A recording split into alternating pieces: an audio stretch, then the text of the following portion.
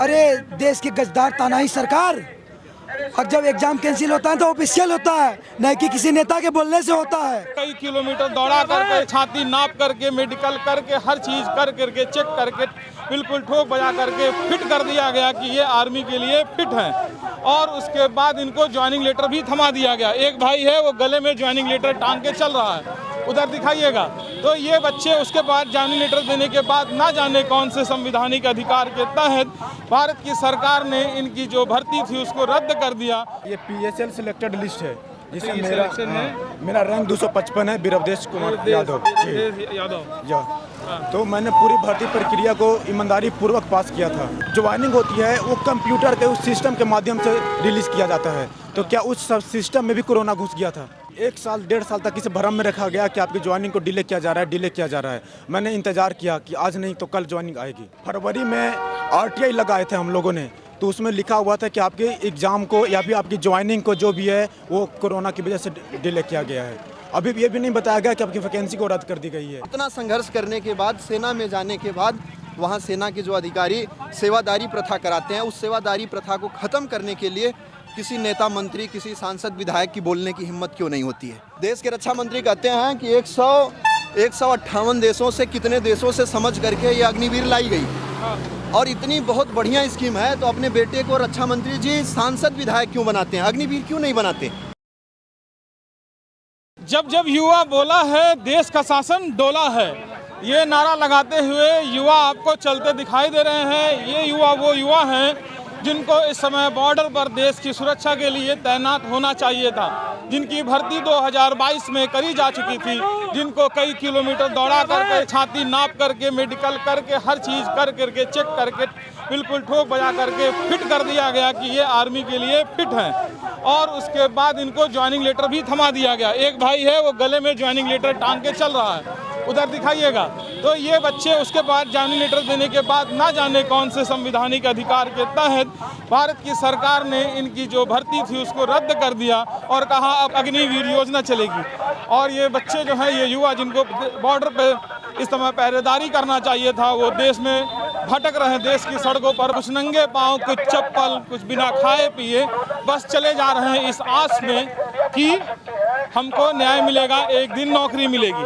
कल से 3-4 वीडियो कर चुके हैं, लगातार बात कर रहे हैं इन युवाओं से। दर्द इनका इतना है कि खुद भी बात करते हुए आंखों से आंसू छलक जा रहा है।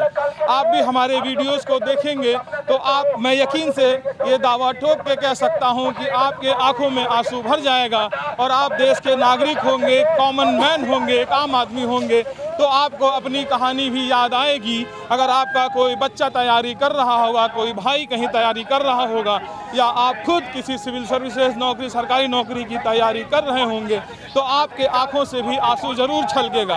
ये बच्चे रो रहे हैं, चल रहे हैं। अभी तक मेरे ख्याल से 2 दिन में 100 किलोमीटर चल चुके हैं और इनको अभी हज़ारों किलोमीटर का सफ़र तय करके 20 जिला से घूमते हुए पटना पहुंचना है 14 अप्रैल तक। 14 अप्रैल तक देखना ये होगा कि क्या इनके इन बातों से सरकार के कान में जूं रेंगेगा कि नहीं रेंगेगा, क्या इनकी बात सुने जाएगी कि नहीं सुने जाएगी। इनसे बात करके हमें ये भी पता चला कि राजनाथ सिंह से ये 3 से 4 बार मिल चुके हैं, लेकिन मिलने के बाद भी इनको सिर्फ आश्वासन ही हाथ लगा और बाकी कुछ नहीं मिला। वहाँ से भी खाली हाथ ये लौट कर चले आए। उनकी इन यात्रा को, इनकी कहानियों को हम आपको दिखा रहे हैं इनके साथ पैदल चल करके। साथ में हमारे साथ जुड़े हैं हिरेंद्र जी, हिरेंद्र यादव जी। हिरेंद्र फौजी के नाम से आप यूट्यूब पे हैं? बिल्कुल बिल्कुल। आप यूट्यूब पे सर्च करेंगे, गूगल पे सर्च करेंगे हिरेंद्र फौजी, हरेंद्र फौजी, तो आपको इनकी कहानी मिल जाएगी। हमने भी कई बार इनकी कहानी को अपने चैनल पर दिखाने की कोशिश की है। तो हरेंद्र जी ये बताइए, आपका क्या मकसद है इन युवाओं के साथ जुड़ने का? बस यही कि देश की सेना के साथ जिस तरीके से मजाक बनाया जा रहा है, हाँ। जिस तरीके से भारतीय सेना को कमज़ोर किया जा रहा है, उस चीज़ को ऐसे भारतीय सेना को कमज़ोर ना किया जाए।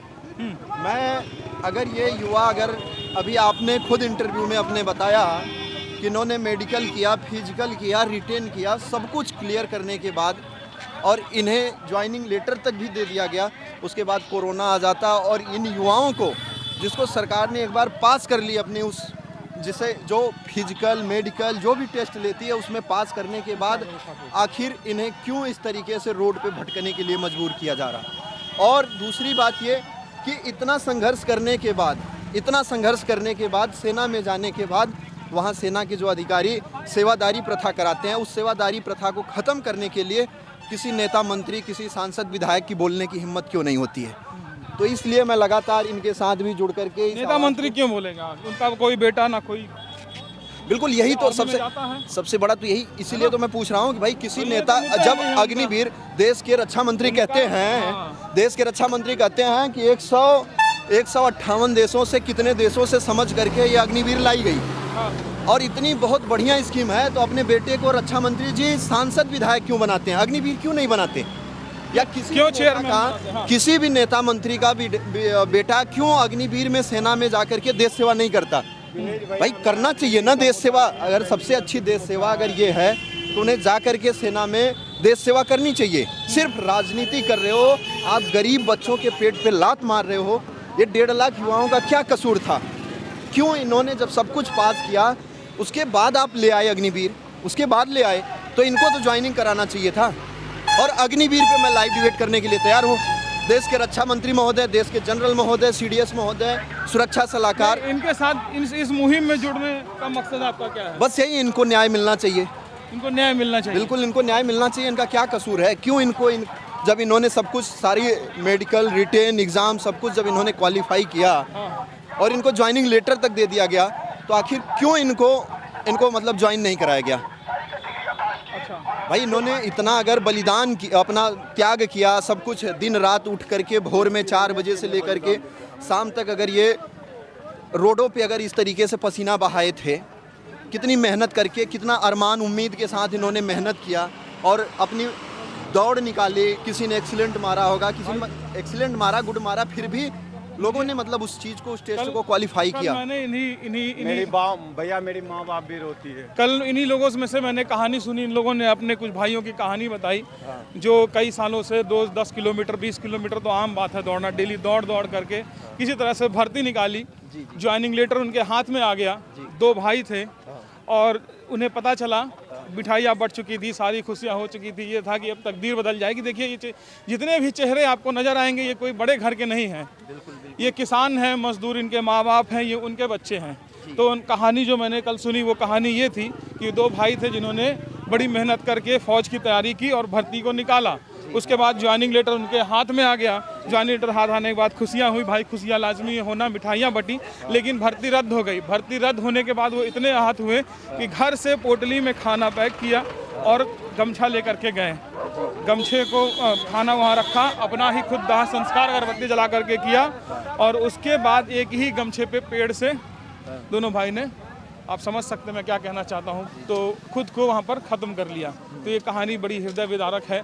इसके बाद 78 युवाओं की अभी तक जो है खबरें हैं जो कई जगहों पर इस भर्ती को रद्द करने के बाद भी अपनी मतलब जीवन को ख़त्म कर चुके हैं। तो ये कहानी हर जगह से है और ना जाने क्यों किसी के कानों में जूं नहीं रेंग रहा है, ना जाने क्यों कोई समझ नहीं पा रहा है कि भाई हमने जो किया है वो गलत है और इन युवाओं को इनका हक दिया जाए। तो ये बताइए, आप अकेले हैं कि आपके साथ और भी कोई फौज से भाई लोग आ रहे हैं? और भी साथी हैं, आएंगे जल्द ही, बात हुई थी। हाँ जल्द ही आएंगे। और भी लगातार अभी महाराष्ट्र में लगातार आवाज़ उठा रहे थे। और ये जो आपने जो चीज़ें बताई, इससे उन सरकारों को भी अभी तक अगर पता, उनकी करेजे नहीं पिघल रहे हैं। सोचिए अभी आपने बताया कि 78 लोगों ने अपनी जीवन लीला को समाप्त कर ली, जिसमें अभी 2 भाइयों की आपने बात बताई। तो सोचिए इसमें सिर्फ सरकारों की गलती नहीं है, विपक्ष के लोगों की भी गलती है। मैं कह रहा हूँ कि इसे सिर्फ यूज इस्तेमाल ना करें अपने लिए। इनको हक दिलाने के लिए पार्लियामेंट से लेकर के हर जगह इनकी इस आवाज़ को मजबूती के साथ उठाएं कि इनको न्याय दिलाएं। भाई अगर ये देश सेवा करना चाहते हैं और वो अपने आप को सुसाइड कर रहे हैं। कहाँ से भाई? मैं गया से हूँ। कहाँ से? बिहार गया डिस्ट्रिक्ट। बिहार गया से जी। अच्छा, 2022-21 में भर्ती जी निकली? मैं एयरफोर्स का कैंडिडेट हूँ। एयरफोर्स का कैंडिडेट 2019 और 2021 के बीच में मैंने बहाली को देखा था। हाँ। उसमें मेरा पूरा रिटर्न एग्जाम, ये क्या है? ये PSL सिलेक्टेड लिस्ट है। जिसमें ये मेरा सिलेक्शन है? मेरा रैंक 255 है, बीरबदेश कुमार यादव जी। बीरबदेश यादव। जी। तो मैंने पूरी भर्ती प्रक्रिया को ईमानदारी पूर्वक पास किया था। सरकार ने बोला कि कोरोना की वजह से आपके ज्वाइनिंग को डिले कर रहा हूँ, लेकिन उस कोरोना में पूरी रैलियाँ होती है, पूरी प्रोग्राम होती है सरकार की, लेकिन हमारी जो ज्वाइनिंग होती है वो कंप्यूटर के उस सिस्टम के माध्यम से रिलीज़ किया जाता है। तो क्या उस सब सिस्टम में भी कोरोना घुस गया था? उस सिस्टम में तो कोरोना नहीं घुसी थी।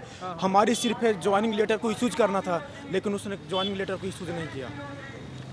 बस 1 साल 1.5 साल तक इसे भ्रम में रखा गया कि आपकी ज्वाइनिंग को डिले किया जा रहा है। मैंने इंतजार किया कि आज नहीं तो कल ज्वाइनिंग आएगी। अभी क्या उम्मीद है? कोई नोटिस कुछ नहीं आ रहा? अभी तक कोई नोटिस नहीं आ रही है।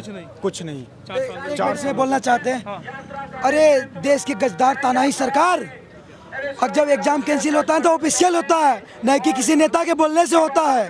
क्या गलत है? सही है भाई। और अभी फरवरी में RTI लगाए थे हम लोगों ने, तो उसमें लिखा हुआ था कि आपके एग्ज़ाम को या फिर आपकी ज्वाइनिंग को जो भी है वो कोरोना की वजह से डिले किया गया है। अभी ये भी नहीं बताया गया कि आपकी वैकेंसी को रद्द कर दी गई है, आपकी ज्वाइनिंग रद्द कर दी गई है। तो ये वो युवा हैं जो रैली कर रहे हैं, इसमें फौज के भी लोग शामिल हो रहे हैं। उनकी बातों को रखने के लिए हम सुनाने की कोशिश कर रहे हैं, पल पल की खबर दिखाने की कोशिश कर रहे हैं। यात्रा कहाँ से होकर जा रही है, लोगों पर क्या प्रभाव पड़ रहा है, ये भी दिखाने की कोशिश कर रहे हैं। ये है बिहार की पलायन रोको नौकरी दो यात्रा।